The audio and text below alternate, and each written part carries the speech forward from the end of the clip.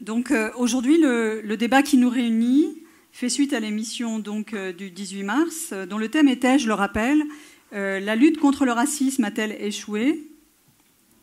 Je vais être obligée à chaque fois de... Et il y avait une autre thématique sous-jacente, et comment réconcilier les antiracistes. Ouria Boutelja et Maboula Soumaoro étaient parmi d'autres intervenants les invités de Frédéric Tadei. Vous avez sans doute vu ou revu l'émission.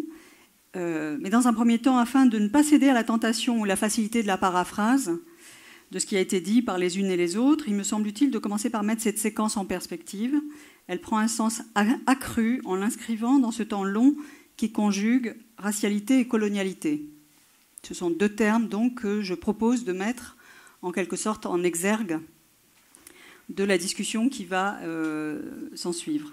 Ce temps qui perdure parce qu'il nie la centralité de la race dans le capitalisme et ses usages des migrants pour entamer en quelque sorte une inflexion que nous connaissons en France depuis les années 70 et qui est devenue aujourd'hui sous-jacente dans l'ensemble des politiques d'austérité, pour ne citer qu'elle, dans l'ensemble des pays européens et au-delà.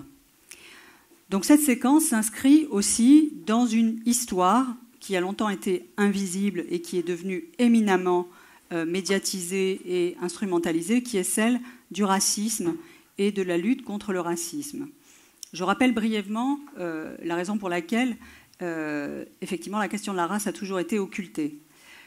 Le racisme bat son plein en France depuis très longtemps. Ce n'est pas une nouveauté. Je ne vais pas refaire ici l'ensemble de la généalogie des différents moments du racisme, quelle que soit la façon dont il se décline, c'est-à-dire envers les immigrants, envers les juifs, envers les colonisés, envers de nouveau les immigrants, et aujourd'hui envers les minorités, qu'elles soient abordées, saisies, soit à raison de leur origine, de leur religion, de leur ethnicité, de leur racialisation. Dans tous les cas de figure, c'est bien une pratique de racialisation qui a lieu. Celle qui nous intéresse plus particulièrement et celle qui, en quelque sorte, structure le débat qui va nous occuper, c'est celle qui atteint les populations migrantes d'ascendance coloniale ou coloniale et leurs descendants et descendantes aujourd'hui dans la société française. Cette séquence, elle est en quelque sorte inaugurée par une aggravation et un accroissement des meurtres racistes au cours des années 1970, au siècle dernier, faut-il le dire, mais c'est bien de ça qu'il s'agit. Et ensuite par une série de mobilisations dont le point d'orgue aura été, et d'une certaine manière le moment fondateur, est la marche de 1983, qui est une marche pour l'égalité et contre le racisme. Alors c'est à la fois un point d'orgue et c'est un point de bascule, puisque ce qui s'ensuit, c'est la montée en puissance, c'est l'instauration de façon institutionnelle, politique et délibérément élitiste, d'une certaine manière, de ce qu'on va appeler l'antiracisme, et ce qui va se pratiquer sous la forme d'un antiracisme moral, c'est-à-dire une politique publique qui est une politique de réprobation du racisme, qui vise à le combattre, mais certainement pas à en combattre les effets et les racines structurelles. Cet antiracisme moral, il est incarné, je ne reprends pas non plus là aussi l'histoire de toutes les organisations qui ont lutté contre le racisme en France, il est incarné par SOS Racisme et il va s'installer durablement dans le paysage. Il a une parfaite innocuité à l'égard de la montée de l'extrême droite, à l'égard de la persistance et non seulement des crimes racistes, mais aussi de plus en plus de la montée de la violence de la police à l'égard des migrants et des descendants de migrants, notamment d'ascendance coloniale, et il a une totale innocuité à l'égard des structures racistes au sein de l'État. C'est d'ailleurs le but de cet antiracisme moral. Émerge à partir des années 2000, et notamment avec cet autre point d'orgue que constituent les révoltes de 2005, un soulèvement, une sorte de prise de conscience que l'antiracisme ne règle rien, que les politiques d'intégration génèrent des discriminations. C'est les politiques d'intégration qui génèrent des discriminations et qui n'ont pas vocation à lutter contre elles.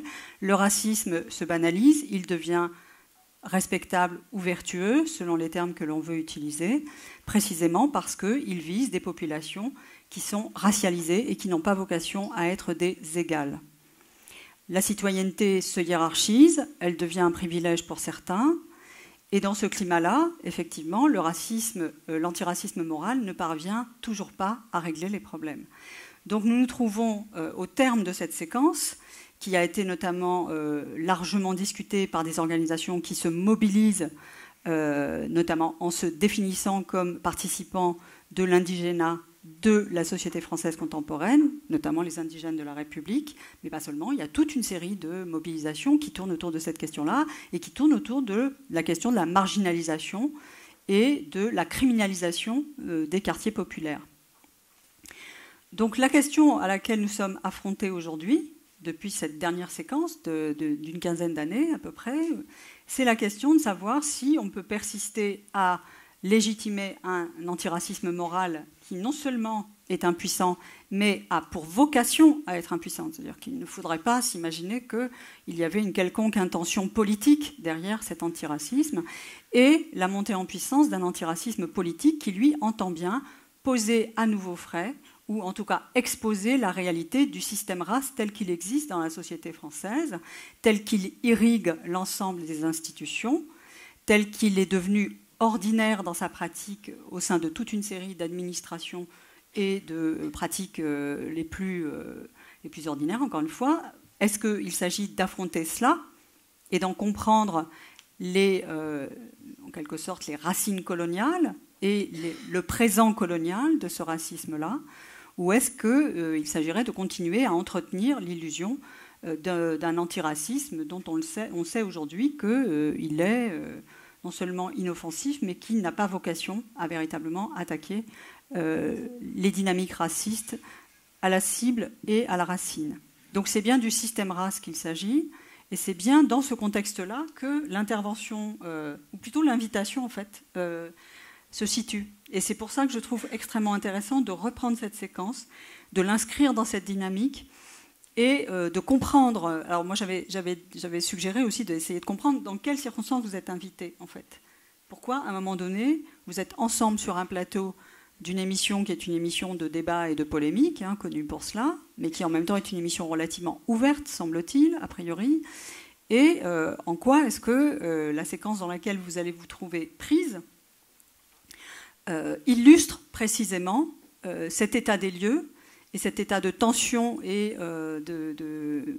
d'aggravation, en quelque sorte, des questions raciales et des questions du système race, dans un contexte qui, je le rappelle, est aussi celui de la séquence des attentats que nous connaissons depuis maintenant plus d'un an.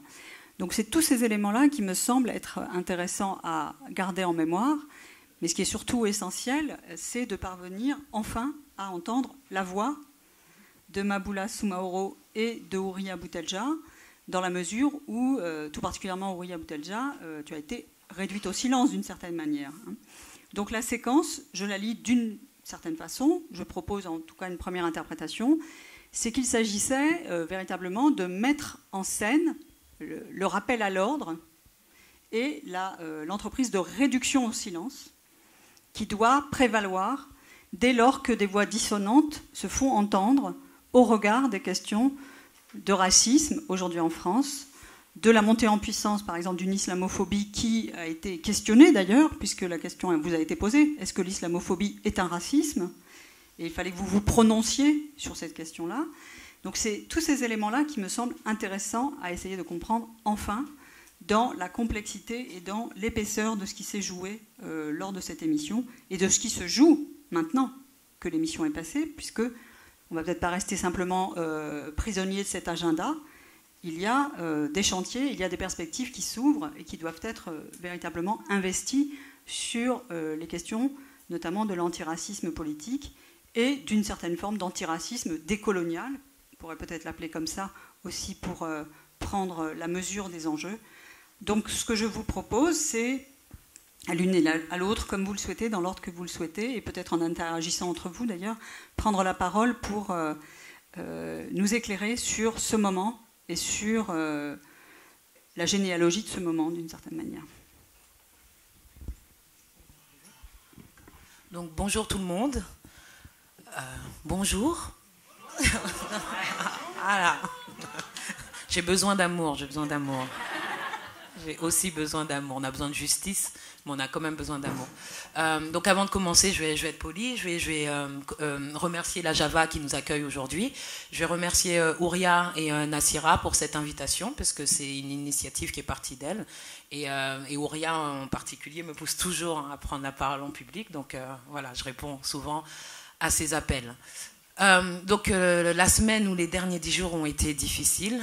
Je pense que le débat auquel j'ai participé à Ce soir ou jamais il y a 10 jours, pour moi c'est le débat le plus dur auquel j'ai participé. Pourtant j'ai l'habitude de participer à des débats, que ce soit lors de conférences ou à la radio ou à la télé. Mais celui-ci, il m'a vraiment épuisé, il m'a vraiment lassé. Donc c'est pour ça que j'avais besoin d'un bonjour, j'avais besoin d'amour. Je suis contente de vous voir aujourd'hui. Et même si toutes ces histoires sont lassantes et elles sont anciennes comme vient de nous le rappeler Nassira, je voudrais quand même dire que je suis contente aujourd'hui de savoir que Alice Diop, par exemple, vient de gagner 2 prix au Cinéma du Réel et au Festival de films de Créteil pour des documentaires qui parlent donc de la maladie, enfin on va dire des soins ou des difficiles accès aux soins pour les gens qui sont sans papier en France. Donc ça c'est la permanence. Et ensuite elle a son autre documentaire qui parle d'amour et de sexualité d'ailleurs, chez les personnes qu'on n'associe jamais à l'amour et à la sexualité, en tout cas jamais de manière saine. Et c'est un documentaire qui s'appelle Vers la tendresse, que je vous invite à aller voir. Donc voilà, je suis très contente pour Alice Diop qui est quelque part dans la salle.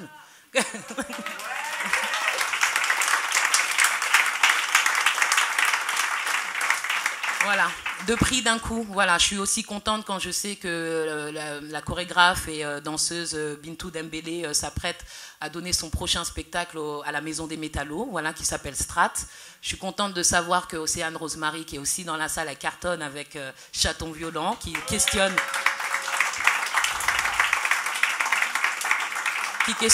tant l'hétérosexualité que l'homosexualité et la blanchité. Voilà, ça aussi, ça se fait. D'accord. D'accord. Comme ça. Okay. Merci. J'ai eu. Ouais. Excusez-moi, je me suis lancée. Voilà. Donc malgré toutes ces agressions, il y a des choses qui se passent. Je sais qu'il y a le collectif Moissy aussi qui est dans la salle, et il y a plein d'autres gens qui font des choses. Il y a des profs. Anne-Valérie, je sais que tu es là. Enfin voilà, tout le monde est là. Donc ça donne un peu espoir par rapport à toutes ces agressions qu'on vit de plus en plus violemment, puisque pour moi ça a été vraiment violent, cette émission, violent tant, comment dire, sur le plateau même, c'est-à-dire quand les questions étaient posées, quand les discussions avaient lieu, et après cette violence, je l'ai aussi emportée jusqu'à chez moi, et j'en ai parlé avec Ouria, ça m'a fait faire des cauchemars. J'ai eu un cauchemar terrible 24 heures après cette comment dire, cette confrontation. Donc pour revenir peut-être aux modalités des invitations, comme tu nous le demandais, Nassira, moi, ce que j'ai remarqué dans ce jeu médiatique, puisque ça fait quelques années qu'il y a quelques médias qui s'intéressent à moi, donc je sais exactement quel profil je suis censée, on va dire, représenter. Je suis la femme noire. Alors certains vont dire jeune, je ne suis pas jeune, j'ai 40 ans, mais bon, en tout cas, je suis jeune. Je suis je sais pas, peut-être le produit de la méritocratie. Je viens des banlieues. J'ai étudié aux États-Unis, je peux passer pour intellectuel, j'enseigne à l'université, j'enseigne à Sciences Po. Enfin voilà, c'est un peu ça mon profil. Des fois, on va oublier aujourd'hui que je viens des banlieues. On va jamais mentionner le fait que je suis musulmane parce qu'on en a rien à faire vu que je suis déjà noire. On peut pas avoir 2 identités. Voilà, donc c'est un peu ça. C'est un peu ça mon profil. Donc pour cette invitation en particulier, il faut aussi savoir que je suis aussi le second couteau. Quand on n'arrive pas à voir Rokhaya Diallo, on appelle Maboula Soumaoro. Voilà, c'est ça l'histoire. Donc, Rokhaya Diallo est une amie à moi, une amie chère, et il se trouve qu'elle n'est pas en France actuellement. Donc elle-même, elle m'a dit, ce soir ou jamais m'ont appelé, je peux pas y aller. J'ai dit, ce soir ou jamais m'ont appelé après toi, et moi je peux y aller. Donc l'une ou l'autre, ça ira très bien. Voilà, donc c'est un peu ça mon rôle. Et après, donc voilà, Ce soir ou jamais, j'aime bien. C'est une émission que j'aime bien. J'ai aussi de la sympathie pour Frédéric Tadei. Je n'ai aucune illusion quant à la théâtralité et voilà, et la mise en scène de cette émission. Et donc voilà, on m'a donné les invités. On savait pas très bien, ça se passe toujours très rapidement. Et puis à un moment, on m'a dit, il y aura Ouria Boutelja. Alors là, je me suis dit, on va rigoler. C'est rare que je me retrouve dans une émission avec, on va dire, c'est rare qu'on invite 2 noirs c'est rare qu'on invite une noire et une arabe en même temps. C'est rare qu'on invite, je ne vais même pas parler des Roms, parce que voilà, on va dire que ça sert même pratiquement à rien. Donc voilà, je me suis demandé, quand ils m'ont dit qu'ils invitaient Ouria, je me suis dit, ah, c'est intéressant, qu'est-ce qui va se passer? Voilà, il y aura Ouria, il y aura moi. Ouria et moi, on se connaît, on se respecte, on se suit, on n'est pas intimes, on n'est pas des amis proches, voilà, on a chacune notre parcours et on se soutient. Mais en tout cas, ce qui est apparu très clairement pour moi au cours de l'émission, et dès que Thomas Guénolé a dégainé, hein, parce qu'il a dégainé, pour moi, j'ai pas vu... il m'est apparu comme, je sais pas, c'était impératif que je réponde. Je me suis même permise de répondre avant Ouria, parce que comment dire, l'agression, la violence de l'agression, les points que voulait mettre en avant Thomas Guénolé, je sais exactement l'image que ça... Enfin, je veux dire, bon, l'image d'Ouria, ça y est, c'est fini. Enfin, il n'y a pas de... Je ne sais pas s'il y aura une rédemption, je ne sais pas s'ils te laisseront ça. Tu vois, c'est déjà... Bon, c'est chaud, on va dire c'est chaud. Mais quand même, il y a des limites. Il y a des limites. Faire passer Ouria Boutelja pour une... Alors, c'était quoi? Homophobe, appel au viol, raciste... antisémite, misogyne, sexiste, qui appelle au viol. Enfin, bon, quand même, il y a un moment, ça fait beaucoup pour une seule femme, quoi. Ça fait un peu trop, ça devient ridicule. Mais en tout cas, je me suis permise de répondre puisqu'il se trouvait que j'avais lu le livre d'Ouria très récemment, avant l'émission, et en plus que Ouria m'avait invité à faire une lecture critique. Hein, comme je l'avais dit quand on s'est réunis au lieu-dit. Je ne suis pas fan d'Ouria, donc elle m'a demandé de lire son livre et de dire ce que j'en pensais. Donc j'avais des questions à lui poser, ensuite on a eu une conversation avec le public. Voilà, donc j'avais le livre très fraîchement en tête et c'était tellement des mensonges sur le livre que je me dis qu'on est prêt à débattre, on est prêt à se battre, on est prêt à se défendre, mais il faut quand même que ces batailles-là... comment dire, aient lieu sur la base de la vérité. Sinon, c'est biaisé dès le début. Même quand on mène une guerre, il y a des lois qui régissent la guerre. C'est pour ça qu'il y a le concept de crime de guerre. Voilà. Il y a des règles. Et donc, on peut attaquer Ouria, on peut ne pas être d'accord avec les indigènes de la République, mais quand même, il ne faut pas déconner, il faut lire un bouquin et il faut pouvoir opposer et comment dire, formuler des arguments qui tiennent la route. Voilà. Donc, c'est pour ça que j'ai pris la parole avant Ouria, et je pense que Ouria m'a laissé parler avant elle, c'est-à-dire qu'elle ne s'est pas sentie, on va dire, rabaissée, ou elle ne s'est pas sentie prise dans une sorte de paternalisme de ma part, parce que je pense qu'à ce moment-là, elle comme moi, moi je sais que je suis noire sur ce plateau, et Ouria elle sait qu'elle est arabe sur ce plateau, voilà. Et que cette intimité, cet accord tacite, m'octroie le droit de parler à sa place, et c'est même pas parler à sa place, c'est parler avec elle. Elle sait que je suis avec elle, elle me laisse finir ma phrase, et après, elle est assez grande, on la connaît toute pour se défendre toute seule. Mais en tout cas, à partir de ce moment-là, moi je me suis rendu compte que si Ouria coulait, j'allais couler avec elle. Que ce qu'on est capable de faire à une Boutelja, on peut très bien le faire à une Soumahoro. Et ça, c'est clair dans mon expérience de vie. C'est clair aussi, pas juste dans mon expérience de vie, parce que c'est aussi une façon de nous disqualifier. C'est aussi clair dans mon expertise, dans le travail que je mène et dans les recherches que je mène. Donc, à partir de là, il y a eu une sorte de scission immédiate et il a fallu choisir un camp. C'est dommage, il a fallu choisir un camp. Et je pense que de toute façon, même si je ne l'avais pas choisi, le fait qu'on ait été placés les unes après les autres, parce que ce n'est pas nous qui contrôlons l'endroit où on s'assoit sur un plateau télé. Donc le fait qu'on ait été placés l'une à côté de l'autre, le fait qu'on puisse se rejoindre sur quelques points, sur en tout cas une vision du monde particulière, bah de toute façon je savais que elle ou moi ou elle, c'était pareil. Donc autant l'assumer et ça m'a posé aucun problème. Voilà. Après le reste, enfin je sais pas, on va en parler tout au long de cette rencontre, mais me dire que essayer de penser encore aujourd'hui que les races n'existent pas, qu'on n'a pas remarqué que j'étais noire, qu'on n'a pas remarqué qu'Ouria elle était arabe. Enfin, ça, c'est lassant. Je ne sais même plus quoi dire pour parler de tout ça. Parce que même en arrivant à l'émission, il a fallu que je me présente. Donc il y a des agents de sécurité. Et les agents de la sécurité m'ont fait répéter 2 fois le fait que est-ce que j'étais vraiment une invitée ou est-ce que je faisais partie du public. Voilà. Que les mecs de la sécurité étaient arabes, ça ne change rien à nos problèmes. puisque eux, justement, bien placés pour savoir qui sont les invités habituels de Ce Soir ou Jamais, ils savent très bien que les gens comme moi ne font pas partie des invités habituels. Et ça, c'est mon corps qui parle. Donc je ne peux pas trouver de plus rationnel que ça. Voilà. Et même là, pour utiliser ce qui vient de se passer juste avant que la rencontre débute, eh ben, il se trouve que pour la lumière, voilà, par rapport à la couleur de ma peau, il a fallu que je me déplace parce que je n'ai pas la même couleur de peau que Houria ou Nassira. Et c'est tout, c'est pas grave. En tout cas, il faut arrêter le déni parce que là, le déni commence à nous coûter très très cher. Il nous a coûté déjà très cher, mais il commence à nous coûter extrêmement cher. Voilà.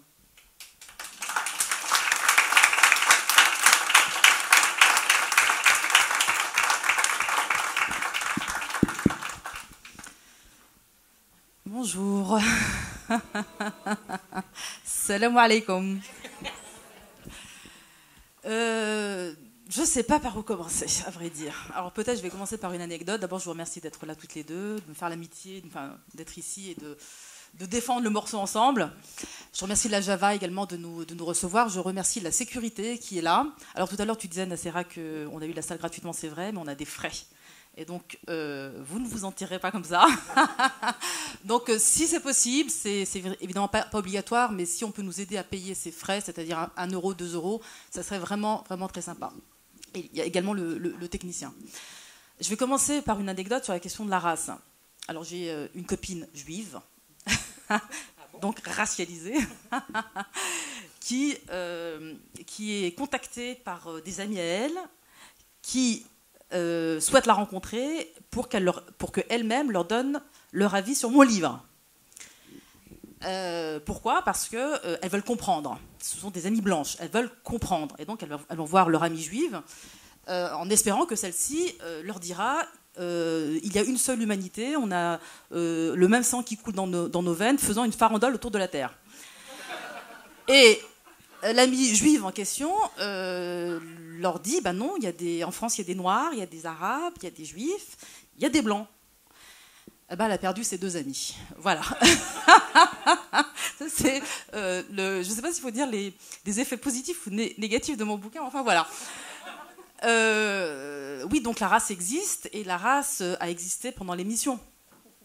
Elle a fortement existé. Alors c'est vrai, comme tu l'as dit, Maboula, nous avons passé une semaine éreintante. Il y a l'émission et puis il y a les conséquences de l'émission. Il y a la folie dans les réseaux sociaux. Il y a les camps qui se construisent, qui s'affrontent. Et c'est passionnant à voir. Et ce qui s'est passé est quelque chose de parfaitement fascinant. Vraiment, j'ai passé, moi, une semaine éprouvante, c'est vrai, vraiment éprouvante, puisque j'ai été attaquée en dessous de la ceinture, évidemment, parce que je suis une femme, rappelons-le. J'ai été insultée, j'ai été menacée, peut-être toi aussi, je ne sais pas. Les réseaux d'extrême droite se sont beaucoup mobilisés. Les réseaux sionistes se sont beaucoup mobilisés contre nous. Mais ça, c'est normal. En revanche, ce qui s'est passé dans les milieux de gauche et d'extrême gauche, parce qu'il faut quand même dire que les gens qui étaient sur le plateau n'étaient pas des fachos, au sens strict du terme. C'était des bons démocrates. Hein ? Et en face de nous, on avait les défenseurs, les gardiens de l'ordre blanc, qu'ils le veuillent ou pas. Donc on avait matérialisé l'antiracisme politique et l'antiracisme moral. Et c'est pas tout à fait, et c'est pas strictement une barrière raciale au sens où il n'y a que des blancs en face de nous et nous que des indigènes. C'est quelque chose de politique, c'est-à-dire que la barrière était politique entre nous. Hein, parce que dans le dispositif, il y avait l'arabe de service. Il y avait quand même l'arabe de service.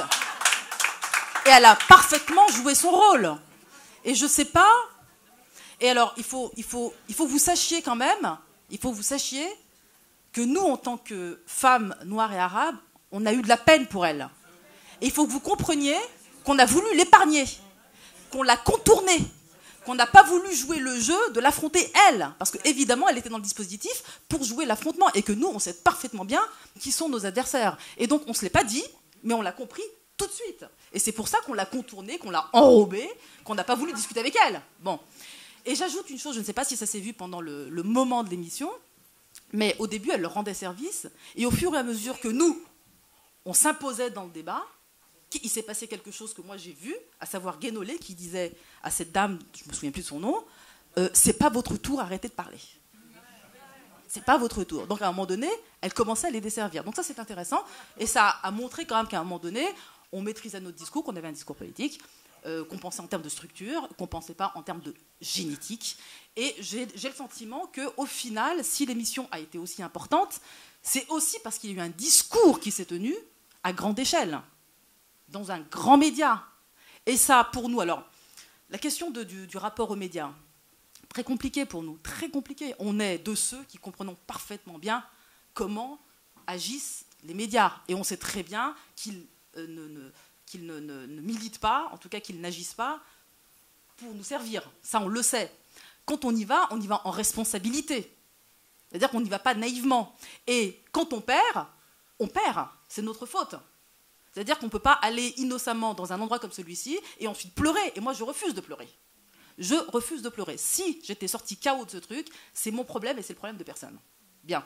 Ça signifie qu'on prend nos responsabilités. Mais pour autant, j'espère qu'on les a pris jusqu'au bout et j'espère qu'on a su faire passer ce message qu'aujourd'hui, il y a des gens qui sont debout, qui militent, qui résistent, qui ont un discours et qui ne sont pas des bénis-oui-oui. Et qui non seulement ne sont pas des bénis-oui, mais ont quelque chose à dire sur cette société et quelque chose à lui proposer. Parce qu'en fait, nous sommes, évidemment, quand on est là, on est force de proposition. D'accord ? Ça, je pense que c'est important de le dire. Je pense que cette émission, de ce point de vue-là, elle aura marqué les esprits. Et ce que vous êtes ici, le monde qui vient nous écouter, en est la preuve. C'est-à-dire que ces répercussions, les gens qui sont ici, qu'ils soient noirs, arabes ou blancs, ou juifs, peu importe, ça n'a aucune importance. Si vous êtes ici, c'est parce que, je suppose, et j'espère que c'est parce que vous avez un problème avec ce racisme qui ravage la vie de dizaines, de milliers, voire de millions de gens. D'accord ? Donc la race existe, hélas, et lorsqu'on dit ça, on est accusé de la promouvoir. Alors ça, c'est évidemment... on n'en sort pas. Donc ceux qui parlent, ceux qui disent... Ah pardon, je suis désolée. Ceux qui disent la race existe comme produit historique, comme phénomène social, sont ceux qui sont traités de racisme. Donc on ne sort pas de cette affaire. Alors quand je dis qu'on ne sort pas, c'est-à-dire que ceux qui nous attaquent, et c'est ce qu'a fait Guénolé, en me pointant comme ça, en me désignant à la vindicte populaire, eh bien, ils souhaitent, en fait, au fond, qu'elle continue d'exister, mais à l'insu de tout le monde. C'est ça. Que l'ordre social, tel qu'il est, tel qu'il le sert lui, continue d'exister. Et donc, effectivement, il résiste au sens où je ne lui prête pas l'intention de vouloir promouvoir le racisme. Non. Je pense qu'il veut maintenir l'ordre social tel qu'il existe. Ce qui revient au même. Mais à travers l'antiracisme, l'antiracisme moral, dont il est effectivement, aujourd'hui, en tout cas, ce qu'il a montré dans cette émission, c'est qu'il en est en tout cas l'incarnation. Je veux juste dire un mot sur Guénolé, parce que je pense qu'en fait, il n'est pas très important dans cette affaire. C'est juste qu'on ne peut pas comprendre sa charge contre moi si on ne comprend pas qu'il y a un petit contentieux entre nous qui s'est passé au mois de février. Je suis allée l'écouter dans le cadre d'une conférence au Maghreb du Livre, et je suis allée l'écouter sur un débat sur l'intégration, parce que je l'ai vu 2-3 fois à la télé, et je le trouve intéressant. Comme ça, de manière tout à fait superficielle. Pourquoi ? Parce qu'il était très radicalement anti-valse. Je me suis dit, bon, c'est un bon bougre, ce mec. Voilà. Et je suis allée l'écouter pour ça. Et ce qui s'est passé, c'est qu'il a tenu à dire dans cette conférence, je ne sais pas pour quelle raison, je crois que quelqu'un a amené l'histoire de la marche de la dignité, dont on est toutes les trois, entre autres, organisatrices. Il y a beaucoup de femmes de la marche de la dignité qui sont dans la salle que je salue. Eh bien, il a dit « Je n'ai pas signé l'appel de la marche de la dignité, et je n'ai pas voulu y participer parce qu'elles sont séparatistes, et avec le pire, elles sont racistes anti-blancs. » Bon. Je me suis levée, je me suis présentée, je suis allée vers lui, et je lui ai lancé un défi. Je lui ai dit « Mais est-ce que vous seriez capable de démontrer ce que vous dites dans un débat loyal avec moi ?» Tout simplement. Pas seul, pas vous à la tribune et les autres qui vous écoutent, mais ceux que vous accusez, c'est-à-dire nous, enfin les femmes de la marche de la dignité et le pire, vous venez débattre avec nous dans une conférence. Il a paniqué, il n'a pas dit oui, Il m'a donné une adresse, celle de son secrétariat, et m'a dit, voyez avec mon secrétariat, je ne sais pas si je serai disponible, mais ça dépend aussi de la manière dont vous allez organiser ce débat, et je sais les manipulations, et je sais comment on peut remplir une salle. Alors je lui ai dit, nous on n'a aucun problème, ça sera à votre condition. On n'a aucun souci, c'est même vous qui pouvez l'organiser, nous on n'a aucun souci à défendre notre point de vue sur le racisme structurel. Par contre, vous allez venir défendre devant un public le fait que nous on est des racistes anti-blancs, c'est tout. Voilà. Et ce que je crois comprendre de son comportement par rapport à l'émission, c'est qu'en fait, il a fui le débat par lâcheté, un débat qui devait avoir lieu au mois de juin, et il a préféré faire le Torquemada avec des arguments aussi fallacieux que vides de sens à la télé, sachant qu'évidemment le grand public, avec des accusations aussi, à la fois aussi folles, mais qui correspondent à un état d'esprit, à une opinion qui peut croire ce qu'il dit, eh bien, je pense qu'il a choisi la facilité et qu'en réalité, c'est un grand lâche qui a préféré ne pas m'affronter loyalement. Donc voilà ce qui s'est passé. Et juste peut-être pour ajouter sur Thomas Guénolé, l'ironie, puisque là, on est en train de décrypter l'émission, donc il faut savoir qu'il se passe des choses, à l'image, et puis ensuite l'émission s'arrête et il continue à se passer des choses. Donc Thomas Guénolé, en fait, moi, je le connais même pas. Je regarde très peu la télé. J'ai dû l'entendre une ou deux fois. Je le connais pas ni personnellement, j'ai jamais croisé. Mais en tout cas, je l'ai croisé à Ce soir ou jamais, justement la veille de la marche de la dignité. Et la marche de la dignité. Et en fait, il en parlait en coulisses, de manière très élogieuse. C'est-à-dire qu'il m'a dit, je n'ai pas signé l'appel parce que je ne suis pas d'accord avec je ne sais plus quoi, je me souviens plus très bien. Mais en tout cas, je viendrai marcher demain. Et je trouve que c'est une belle initiative. Donc moi, j'étais vraiment étonnée quand j'ai vu ce volte-face, en fait, le 18 mars, puisque quelques mois auparavant, on parle de fin octobre, je l'avais croisé, on avait discuté, on n'était pas seuls d'ailleurs, tout un groupe, enfin le groupe des invités, et il avait en tout cas dit qu'il soutenait en principe la marche de dignité, qu'il allait venir marcher. Je ne sais pas s'il est venu, mais en tout cas, c'est ce qu'il a dit. Et ensuite, je voulais aussi revenir sur un point pour ce qui se passe hors antenne. Ce qu'il faut savoir, c'est que, c'est vrai, Ouria vient de le rappeler, quand on s'engage, enfin, des personnes comme nous, quand on accepte d'aller dans ces grands médias, on n'y va vraiment pas de manière innocente, on n'est pas naïve, on sait très bien les dynamiques et le moment politique que ces débats représentent. Donc on sait ce que nous-mêmes nous symbolisons et on essaye de faire le boulot aussi bien que possible. Mais il faut savoir aussi qu'on est des êtres humains quand même et qu'on prend sur nous cette violence qu'on peut qualifier de symbolique. Par exemple, elle est très réelle. Moi, je sais que personnellement, je ne suis pas si calme. On me dit souvent, oh là là, tu as gardé ton calme à la télé. Oui, ça c'est un boulot. Je ne suis pas calme comme ça. Moi aussi, j'ai envie de les étrangler, de leur sauter dessus et de les insulter. Mais je sais très bien ce que ça me coûterait à moi et ce que ça nous coûterait à nous si je me comportais de la sorte. Donc en fait, il y a quand même une sorte d'engagement. On prend sur soi quand on participe à ces débats.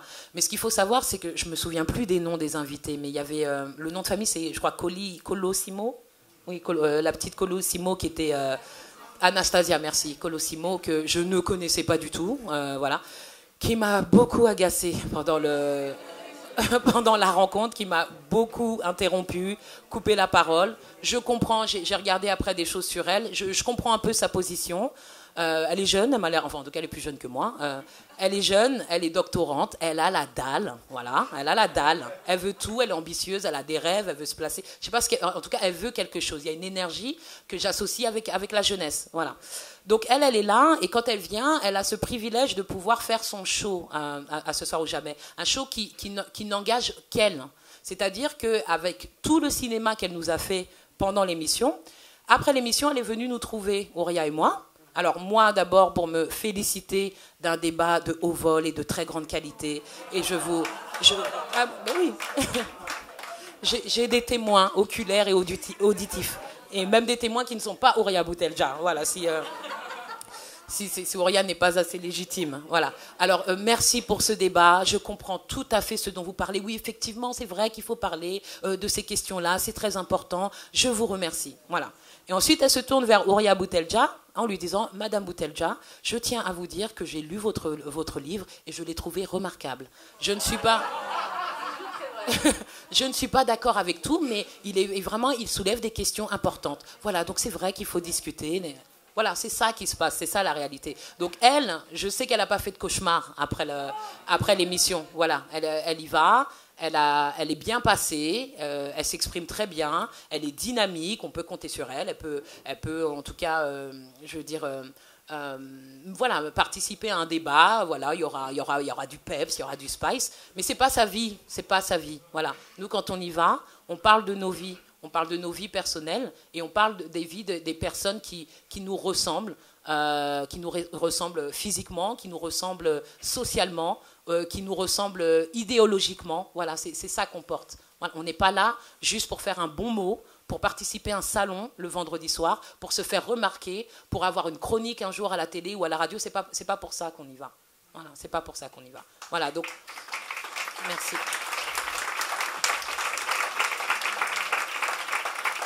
Ce qui veut dire que ce qu'on dit quand les caméras tournent, on continue à le dire, même quand les caméras sont éteintes. Voilà, il n'y a pas de double discours. Le double discours, c'est pas nous. Il n'y a pas de double discours. Voilà. Merci beaucoup pour cette introduction à la fois percutante, extrêmement vivante, et qui expose les mécanismes et les soubassements de la démarche en question, de l'émission, mais aussi, effectivement, qui nous donne déjà des éléments pour réfléchir de façon plus approfondie sur les enjeux que mettent en évidence cette interaction, ce dispositif, effectivement, qui alors a peut-être pas été prémédité, mais qui a été en quelque sorte aussi entretenu pendant l'émission. C'est-à-dire que là, je pense que, comme vous, j'ai été spectatrice de ce qui se passait devant mon écran, et ce que j'observais, effectivement, et je pense que là, c'est important de comprendre à quel point est-ce que la violence que vous décrivez toutes les deux, nous pouvions la ressentir en regardant ce qui se jouait, notamment dans toute une série de gros plans qui étaient braqués sur vous à tour de rôle et qui visaient en fait à scruter la victime et à voir si elle était à terre ou pas. C'était extrêmement explicite, avec une maestria, avec un savoir-faire, parce que cette émission, nous la connaissons aussi dans d'autres circonstances, nous pouvons la regarder par ailleurs, mais dans ces circonstances-là, il y a quelque chose qui apparaît dans toute sa crudité et dans toute son objectivité, c'est le savoir-faire des caméramans qui ont bien compris, alors avec des indications ou pas, des instructions ou pas, de se centrer sur vous. Même lorsque d'autres prenaient la parole, et surtout si d'autres prenaient la parole, vous étiez montrée silencieuse. Ça, c'était effectivement un dispositif qui a été récurrent pendant... Effectivement, Maboula, tu as raison de dire qu'à un moment donné, ou non, c'était Ouria qui disait qu'à un moment donné, ça bascule. Parce que vous reprenez la parole, vous redevenez combative. De nouveau, vous allez de l'avant, vous reprenez systématiquement les personnes, vous avez un propos à tenir, vous le tenez jusqu'au bout. Mais il y a eu cette première séquence durant laquelle, au fond, ce qu'il fallait, c'était entériner de façon visuelle ce qui venait d'être dit par Guénolé. Et ça, c'est quelque chose qui est tout à fait retors et qui contribue d'une certaine manière à l'après-émission. Parce que ce qui nous intéresse, c'est certes ce que vous avez à en dire, ce que tu décrivais, Ouria, sur les réseaux sociaux, sur l'inflation des débats et l'emballement de la conversation. Alors, j'imagine que tout ça, pour le coup, ce n'est pas des conversations de salon, puisque les invectives continuent. Mais ce qui me semble aussi important à comprendre, c'est comment est-ce que cette séquence-là, aujourd'hui, doit pouvoir être exploitée d'un point de vue militant et en termes de résistance, pas seulement contre... Enfin, c'est pas Frédéric Tadei qu'il faut viser. Je veux dire, après tout, cette émission, elle a eu le mérite d'exister et de poser un jalon très important dans une longue litanie qui est celle d'une certaine manière, de l'embrouillamini antiraciste. C'est-à-dire comment constamment noyer le poisson, comment ne jamais aller à l'essentiel et comment ne pas affronter ce que le terme race nous permet de comprendre aujourd'hui dans la société française. Donc de ce point de vue-là, vous avez effectivement là, ajouté des éléments qui sont, je pense, importants pour nous qui sommes aujourd'hui réunis. Et je voudrais essayer d'aller plus loin et de vous dire, alors, en fait, maintenant, que l'émission est passée et que vous en tirez aussi des enseignements, qu'est-ce que cela permet de déployer ou de redéployer? C'est-à-dire comment est-ce que l'alternative se joue en sachant effectivement que ce qui a été exposé de façon très crue, c'est un refus, en fait, et non seulement d'affronter le système race et les conséquences d'un racisme structurel, mais aussi de refuser les termes dans lesquels vous avez posé la discussion. Donc, une fois que l'on prend acte de ce refus, ça faisait un certain temps d'ailleurs qu'on se doutait bien qu'il était dans l'air du temps, mais là, c'est un épisode tout à fait marquant de cette forme de lâcheté politique qui consiste à ne pas vouloir affronter la réalité du racisme tel qu'il est vécu. Qu'est-ce que cela nous permet de comprendre de l'alternative et de l'espace de mise en place d'une alternative? Parce que là, je pense que c'est aussi ce qui a été mis en évidence à travers, effectivement, une sorte de scénographie de la blanchitude dans toute sa splendeur. C'est-à-dire que si on voulait aujourd'hui, à travers l'émission à laquelle vous avez été associés, comprendre ce que c'est qu'être blanc et être ignorant à sa blanchitude, ce serait effectivement vers cette émission qu'on pourrait se tourner. Parce que comme vous le dites très justement, vous n'arrivez pas seuls. Ces personnes-là, elles arrivent, elles n'ont pas compris d'ailleurs qu'elles arrivent avec leur blanchité. Elles sont convaincues du contraire. Or, c'est aussi cela qu'elles ont exposé d'une certaine manière, à leur insu, et sans prendre la mesure du caractère absolument obscène de ce qu'elles étaient en train d'exposer.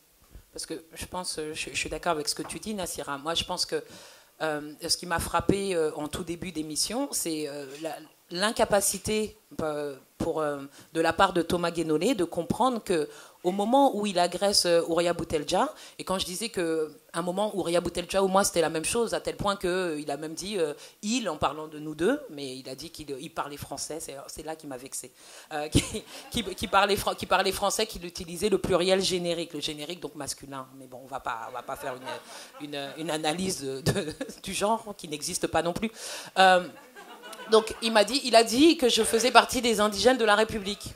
Voilà, ce qui est faux. Enfin, je veux dire, c'est juste faux. On n'a même pas envie de se battre contre ça, puisque comme je l'ai dit tout à l'heure, la base du débat, il doit avoir débat, et même des débats difficiles, mais il faut toujours que ça soit sur la base de la réalité, de la vérité. Sinon tout est biaisé depuis le départ. Donc à un moment, il m'a inclus, puisque Houriya ou Maboula, Houriya, c'est pareil, Soumaoro, Boutelja, enfin eux, voilà.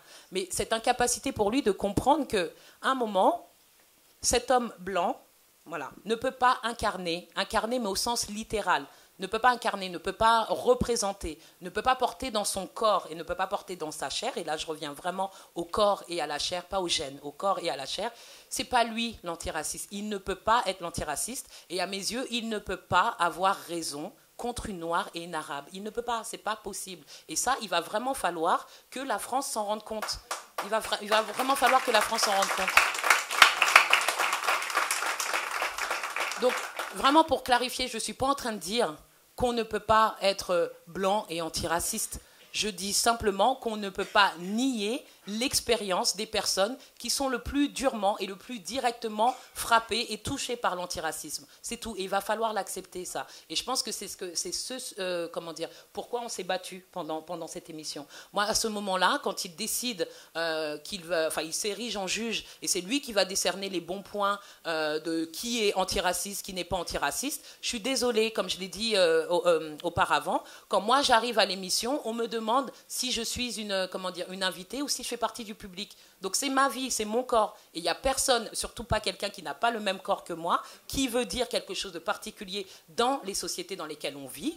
Voilà, parce qu'on va dire, je ne sais pas moi, si pour faire plaisir, on peut très bien dire que si Guénolé va dans un pays africain subsaharien, il saura très bien qu'il est blanc. Voilà, il saura très bien qu'il est blanc. Et il y a certaines choses qui vont lui arriver. Certaines sont positives, d'autres négatives. Mais en tout cas, ça sera lié à la couleur de sa peau et à la façon dont il est, dont il est perçu. Mais en tout cas, là, on parle depuis la France. Et en France, c'est mon corps qui parle plus que le sien. Voilà. Donc il est hors de question qu'il s'arroge le droit de juger les façons dont on doit se battre, ce qui est censé être placé dans la catégorie de raciste, antiraciste. On n'a même pas, je vais utiliser ce on n'a même pas le pouvoir, on n'a pas ce privilège d'être raciste. Voilà, on n'a pas ce privilège-là. Le racisme, il y a une dimension politique au racisme. C'est-à-dire que ne pas aimer quelqu'un, on s'en fout. Ne pas aimer quelqu'un, trouver quelqu'un moche, dire sale blanc, sale noir, sale rome, sale musulman, enfin sale ce que tu veux,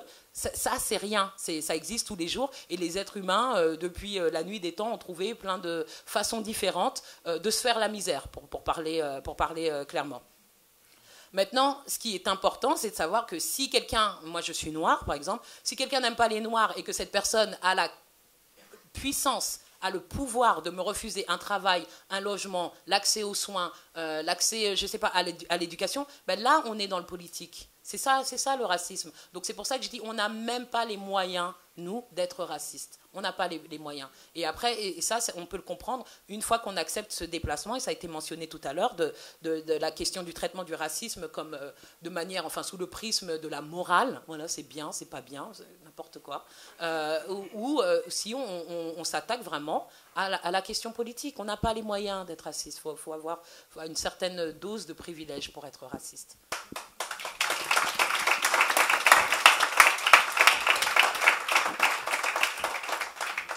Je voudrais prolonger ta réflexion sur la vérité, parce que je pense que c'est important. Tu disais, il faut rétablir la vérité de ce que nous sommes. Et par exemple, tu as pris l'exemple que tu n'étais pas aux indigènes de la République. Et lui, il a dit, il a fait un package pour tout le monde, effectivement. Bon. Je crois que c'est une vision un peu pure de la vérité. En réalité, la vérité dans cette affaire, elle nous échappe. Parce que moi, je sais très bien qui je suis, mais ce que je suis n'a strictement aucune importance. C'est-à-dire qu'aujourd'hui, pour des millions de gens qui ont vu l'émission, je suis antisémite, raciste, misogyne, homophobe. C'est ça la vérité.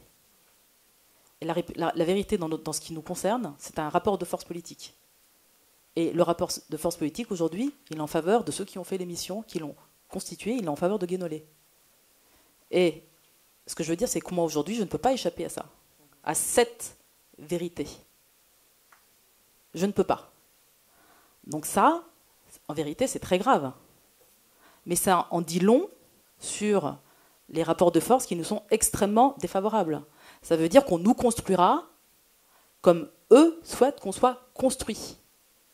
Ça ne veut pas dire que la partie est perdue, mais ça signifie que de notre côté, on doit se battre pour rétablir notre vérité.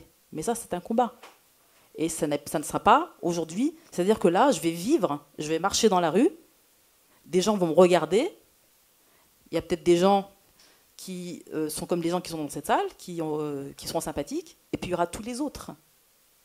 Donc là, ma vie, elle m'échappe parce que je suis une militante politique. Ma vie m'échappe parce que j'ai décidé de faire rupture avec l'universalisme blanc. Ma vie m'échappe parce que le prix à payer pour échapper au racisme structurel, c'est de rompre, et cette rupture me construit de cette manière-là. Donc voilà, la question de la vérité, c'est une question politique, et c'est à nous de jouer notre rôle. Quand je dis nous, c'est nous tous ici, c'est les antiracistes politiques. C'est-à-dire que le combat, tu disais tout à l'heure, Nacera, il s'est passé des choses après l'émission, oui, j'en suis témoin, on doit poursuivre. Ce que moi j'ai remarqué, et du coup je suis agréablement surprise, c'est que le débat dans les réseaux sociaux, et encore une fois je mets de côté les sionistes et l'extrême droite, mais les antiracistes politiques, qu'ils soient indigènes ou non, lorsqu'ils se sont battus, lorsqu'ils ont affronté Guénolé ou tous les antiracistes moraux dans les réseaux sociaux, ils l'ont fait comme nous on l'a fait sur le plateau, avec des arguments, avec un point de vue politique, avec un point de vue informé sur ce qu'est la blanchité. Ça veut dire que là, notre camp, il est en train de se constituer. On est encore faible, mais il se constitue, et je dois dire que j'ai été agréablement surprise. En revanche, je sens qu'en face, ils perdent de pied. Il n'y a pas d'argument en réalité. Très peu d'arguments. La seule chose qu'il y a, c'est la force politique de la blanchité. C'est ça qu'il y a en face. Mais il n'y a pas d'argument. Donc notre camp, il est à construire. Ça, c'est notre défi, là, actuellement, dans les mois et les semaines et les années qui viennent. Et on ne doit pas lâcher le morceau. Qu'est-ce qu'on aurait pu espérer de cette émission ? Mis à part le fait que des indigènes et des antiracistes blancs ont pris la parole pour nous défendre, et des juifs également. Qu'est-ce qu'on peut espérer ? Eh bien, qu'il y ait des figures importantes, crédibles, qui prennent la parole publiquement, qui disent « il s'est passé quelque chose », qui viennent lire mon bouquin, par exemple, et dire, mais attendez, il s'est passé quelque chose, on a menti. C'est-à-dire qu'il faut aller aussi chercher nos alliés dans le champ politique. Pour l'instant, ils n'existent pas. Ils ne se mouillent pas. Où sont-ils? Où sont-ils? Ce désert, il est préoccupant. C'est-à-dire laisser lyncher quelqu'un publiquement sans que des grandes figures, des personnalités, des gens viennent s'exprimer publiquement. C'est-à-dire qu'en fait, le travail, il est fait par les lambdas, ce qui est très bien, c'est super. Mais on serait aidé si des personnalités, des hommes et des femmes politiques prenaient la parole pour dire à un moment donné, il faut arrêter. Mais ça n'existe pas. C'est même, et parlons simplement des militants politiques et des hommes et des femmes politiques, c'est même qui regrettent toujours que dans leur rang, dans leurs manifestations, il n'y a pas les gens des quartiers. Mais où sont-ils? Pourquoi ils ne viennent pas? Eh ben, ils ne viennent pas parce qu'on ne vous a jamais vu vous mouiller sur nos questions. On ne vient pas parce qu'on ne va pas vous soutenir, vous, qui n'en avez rien à foutre de ce qui se passe, ce qui est passé pendant 30 ans dans les quartiers. C'est ça la réalité. La réalité, c'est que le champ politique blanc, il s'occupe des blancs. Il ne s'occupe pas des quartiers. Il ne s'occupe pas des violences policières. Il ne s'occupe pas d'islamophobie, il ne s'occupe pas d'homophobie, dans les marges. Dans les marges. Dans les marges. Mais jamais de manière sérieuse.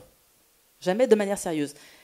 Et je fais ce point simplement pour dire que cette émission, elle nous permet simplement de dire qu'on est à un moment, il faut l'apprécier tel qu'il est, qu'en réalité, ce n'est pas complètement négatif, complètement positif, mais il y a des choses qui sont souterraines qui sont en train de se passer, que je trouve formidables. Et c'est vrai, le couple qu'on a formé, eh bien, il faut le former dans la vie. Mais dans la vie politique, dans la vie militante, pas toi et moi, mais... Quoique... Il faut le constituer réellement. C'est ça le défi politique, je crois.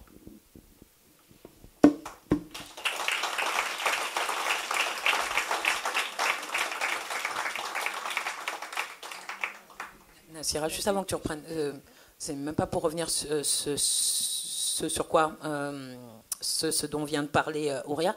Je me souviens plus le nom de cette dame, l'arabe qui était là de Sevran. Bon, cette femme-là, par exemple, juste parce que tu as pas. Ouais. Cette femme-là, c'est vrai que Ouria l'a dit tout à l'heure, à un moment, on a fini par l'épargner, en fait. On l'a épargnée parce que, premièrement, oui, elle est arabe, donc de toute façon, je me dis, je vais avoir, et je le dis vraiment sans honte, je vais toujours avoir cette tendresse et toujours avoir en tout cas, envie de ne pas l'écraser, elle, ça c'est sûr. Mais deuxièmement, je voudrais aussi insister sur le fait qu'elle était bizarre. Enfin, je veux dire, mais elle était bizarre. Qu'il y a un moment... Non, parce que je veux bien, on est là, on se débat. Peut-être que je suis un peu trop pure sur cette question de la vérité et tout ça. J'entends bien ce que tu dis, Ouria. Mais à un moment, moi, je me suis demandé, est-ce qu'elle a bu? Est-ce qu'elle a fumé? Ou est-ce qu'elle prend des médicaments? Voilà. Et la question qui se pose, c'est pourquoi on l'a invitée, elle? Pour moi, c'était comme l'imam Chalgoumi. C'est-à-dire que je ne comprends pas.